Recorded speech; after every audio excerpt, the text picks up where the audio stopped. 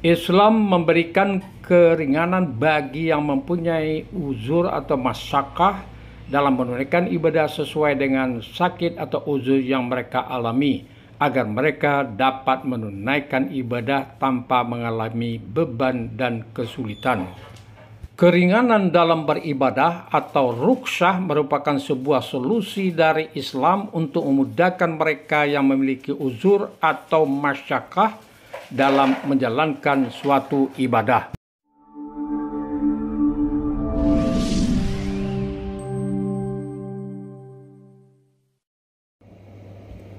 Assalamualaikum warahmatullahi wabarakatuh. Salam jumpa kembali dengan channel kesayangan kita, Arsal Bagindo. Saudaraku, pada pertemuan sekarang ini kita akan mengupas tentang fikih ibadah. Setelah itu kita akan membahas juga tentang rukhsah atau keringanan beribadah yang bisa dilakukan oleh jamaah haji dalam kategori lansia, dan selanjutnya juga kita akan mengupas sedikit tentang moderasi di dalam beribadah, dan terakhir kita akan membahas salah satu contoh dari rukhsah. Saudaraku, khusus buat jemaah haji lansia, penyandang disabilitas dan risti, disosialisasikan rukhsah atau keringanan di dalam melaksanakan ibadah haji buat lansia, penyandang disabilitas, risiko tinggi, dan uzur. Jamaah diberikan pilihan-pilihan hukum serta argumentasi yang melatar belakangi rukhsah tersebut. Jamaah diarahkan untuk menempuh solusi hukum yang memberikan kemudahan, keringanan bagi jamaah lansia, risti, dan penyandang disabilitas. Di samping itu juga mengedepankan moderasi di dalam beribadah sesuai dengan konteks dan kondisi saat ini.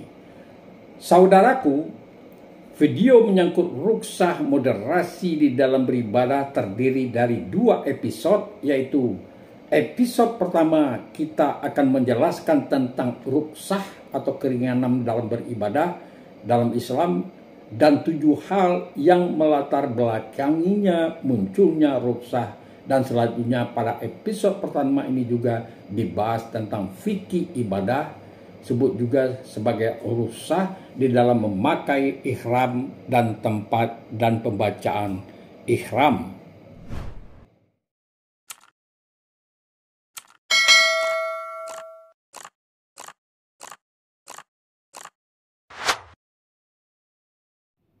Saudaraku, sebelum kita masuk membahas tentang fikih lansia, ada baiknya kita memahami dulu tentang kemudahan beribadah dalam Islam.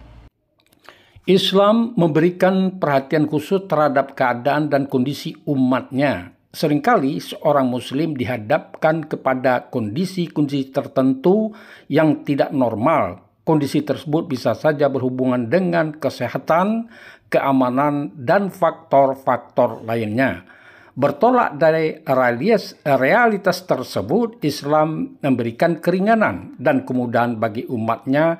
Hal ini sesuai dengan firman Allah Subhanahu wa taala yang dituangkan dalam surat Al-Maidah ayat 6. Artinya adalah, dan Allah tidaklah hendak memberatkan kamu, tetapi Dia hendak membersihkan kamu dan hendak menyempurnakan nikmat-Nya bagimu supaya kamu bersyukur. Implementasi dari ayat ini bisa kita lihat dalam praktek fikih seperti yang terdapat pada ibadah sholat. Orang yang sehat tentu tata caranya berbeda dengan keadaan sholat orang yang sedang dalam keadaan sakit. Syariat Islam memberi kemudahan bagi mereka yang sedang memiliki uzur atau sakit dengan membolehkan salat dalam posisi duduk. Kalau tidak mampu berdiri, bahkan dibolehkan sambil berbaring ketika tidak mampu untuk duduk. Saudaraku, sekarang mari kita lihat keringanan atau rukhsah beribadah dalam Islam. Setelah kemudahan, Islam juga memberikan keringanan bagi yang mempunyai uzur atau masyaqqah dalam menunaikan ibadah sesuai dengan sakit atau uzur yang mereka alami, agar mereka dapat menunaikan ibadahnya tanpa mengalami beban dan kesulitan. Keringanan di dalam beribadah atau rukhsah ini merupakan sebuah solusi dari Islam untuk memudahkan mereka yang memiliki uzur atau masyaqqah dalam menjalankan suatu ibadah. Rukhsah adalah hukum yang disyariatkan karena ada uzur seperti masyaqqah. Yang disebut dengan masyaqqah ini adalah beban berat atau hajat atau kebutuhan mendesak yang dihadapi oleh mukallaf, seperti contohnya salat zuhur di qasar 2 rakaat dan salat berpergian jauh. Saudaraku, menurut Imam Jalaluddin Al-Suyuti menyebutkan ada 7 sebab yang melatar belakangi munculnya rukhsah atau keringanan tadi. Yang pertama, berpergian. Yang kedua, sakit. Yang ketiga, dipaksa. Yang keempat, lupa. Yang kelima, tidak tahu. Yang keenam, kesulitan yang tidak terhindarkan. Dan yang ketujuh adalah lemah. Saudaraku, bentuk kemudahan dan keringanan bagi orang sakit atau memiliki uzur dalam menjalankan ibadah menunjukkan bahwa ibadah adalah suatu keniscayaan yang harus ditunaikan. Saudaraku, ada 7 kemudahan atau 7 kategori dalam masalah kemudahan, yaitu yang pertama, pengguguran. Contohnya, gugurnya kewajiban haji bagi orang yang tidak mampu. Yang kedua, pengurangan. Contohnya, salat qasar. Yang ketiga, pergantian. Contohnya, tayamum. Yang keempat, mendahulukan, contohnya jamak takdim. Yang kelima, mengakhirkan, contohnya jamak takhir. Yang keenam, perubahan, contohnya salat khauf. Yang ketujuh, contohnya dispensasi dengan contoh makan bangkai demi menyambung nyawa. Seorang mukallaf dalam kondisi apapun dengan adanya rukhsah ini, maka mereka tetap dapat menjalankan ibadah sesuai dengan kondisi mereka. Tapi perlu diingat bahwa kemudahan atau rukhsah ini bukan berarti menggugurkan sebuah kewajiban bagi seorang hamba, akan tetapi menjadi sebuah solusi bagi mereka untuk tetap menunaikan ibadahnya.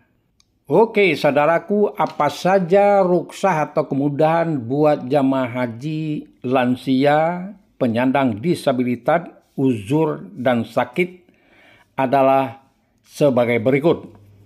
Yang pertama adalah dalam hal niat ihram. Yang kedua, tayamum menggantikan wudhu dan salat jamak.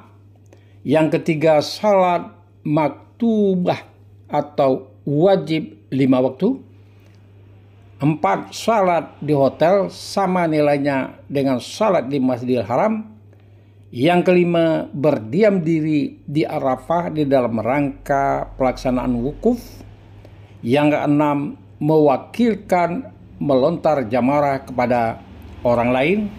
Yang ketujuh, menyangkut tentang tawaf dan sa'i, baik itu tawaf ifadah bagi lansia dengan menggunakan kursi roda dan skuter. Oke, baiklah saudaraku, satu persatu akan kita bahas dan kita mulai dengan hal niat ihram. Dalam pelaksanaan ibadah haji ada 3 cara yang dapat dipilih oleh jamaah haji, yaitu haji tamattu, haji ifrad, dan haji qiran. Namun mayoritas jemaah haji Indonesia memilih melaksanakan haji tamattu, yaitu jemaah haji mengerjakan umrah pada bulan haji terlebih dahulu, baru kemudian mengerjakan haji. Namun dengan cara ini jamaah wajib membayar dam. Adapun niat ihram haji dan umrah bagi jamaah haji Indonesia gelombang pertama, mereka yang mendarat di Madinah yang lebih kurang nginap di sana 9 hari menuju ke Makkah dengan menggunakan bus, maka niat ihram umrah dilakukan dengan mengambil miqat di Bir Ali atau Zulaifah, Madinah.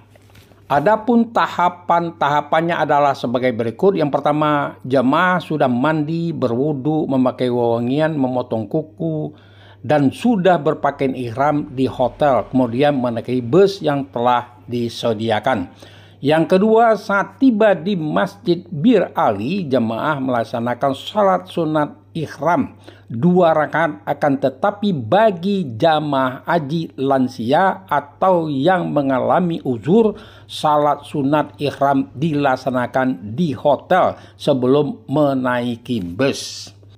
Sehingga saat sampai di Masjid Bir Ali, jamaah lansia tidak perlu turun.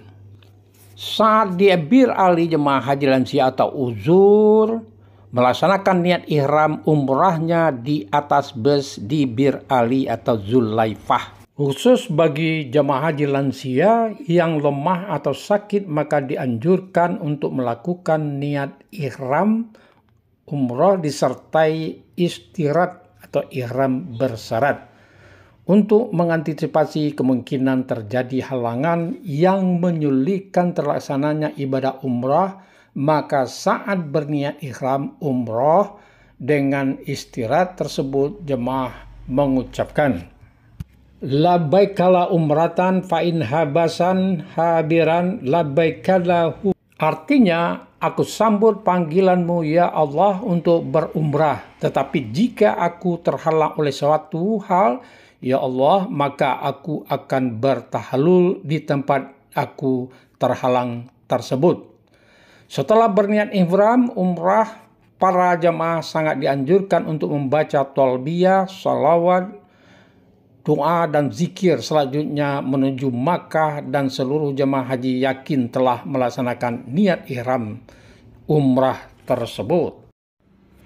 Setelah kita memakai ihram dan memasang niat, maka berlakulah larangan-larangan ihram.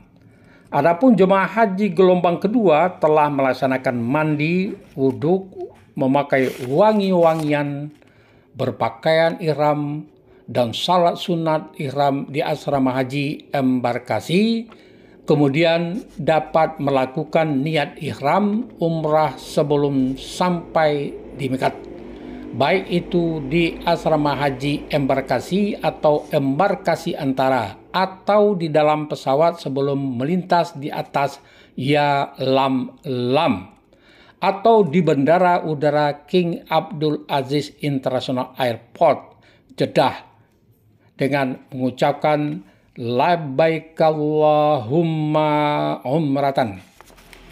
Khusus bagi jamaah haji lansia atau uzur lainnya, maka dianjurkan untuk melakukan niat ihram umrah disertai dengan istirahat ihram bersyarat untuk mengantisipasi kemungkinan terjadi halangan yang menyulitkan terlaksananya ibadah umrah, maka saat berniat ihram umrah disertai dengan istirahat.